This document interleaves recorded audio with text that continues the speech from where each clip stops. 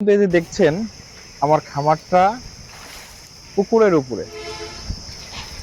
এই যে আমার মুরগির শেডটা কিন্তু পুকুরের উপরে।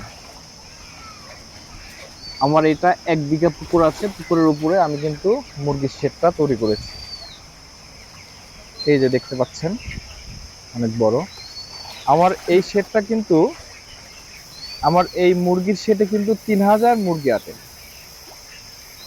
এত বড় একটা শেড, 3000 মুরগি ক্যাপাসিটি আছে আমার এই মুরগির শেডে। আমি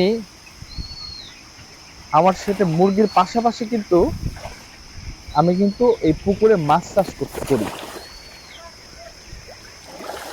এই যে এই যে পানি দেখতে পাচ্ছেন,